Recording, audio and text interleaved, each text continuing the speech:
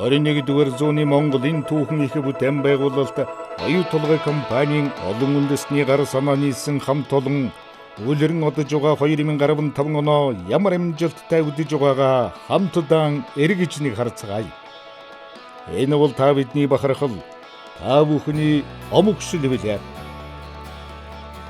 2015 оны 1-р сарын 26 Улуурхан салбарын оны шилдэг шалруулах Mining Journal Awards 5 дахь ёслолын үеэр оюу толгой компани Улуурхан хариуцлагатай ажиллагаа номинацийн тэргүүн шагналд хүртлээ. 2015 оны 3 дугаар сарын 29 оюу толгой компани 1 сая тонн зэсийн баяжмал экспортлсон амжилтан ёслон тэмдэглэсэн.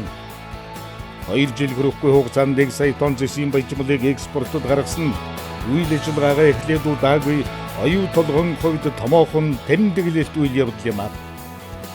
2015 оны 4-р сарын 22 оюу толгой компани Өмнөг аймаг Тус аймгийн Хамбогд, Манда, Баянговоо, Далан задгалсантай хамтын ажиллагааны гэрээ байгууллаа.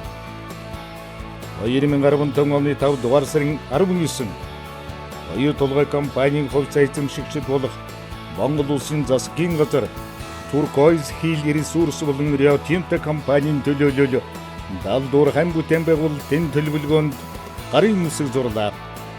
2015 оны 11-р сарын 4 оюу толгойн Далдуур хам бүтээн байгуулалтын ханган нийлүүлэгчдийн форум амжилттай боллоо. Форумд дэлхийн 29 орны 600 орчим аж ахуйн нэгжийн төлөөлөл оролцсон юм.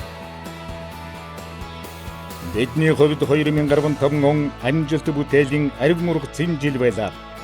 Энэ оны 2 дугаар улиралд үйлдвэрлэлийн амжилтаа хуулж, удаах улиралд нь энэхүү амжилтаа шинжилэн тогтоож чадлаа.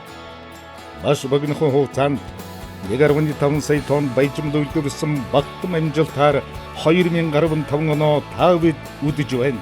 Энэ бол бидний хамтын хүчин чармайлт, хамтын амжилт ололт байлаа. Авид аюулгүй ажиллагаагаар Rio Tinto Group-ийн хэмжээнд тэргүүлж байна.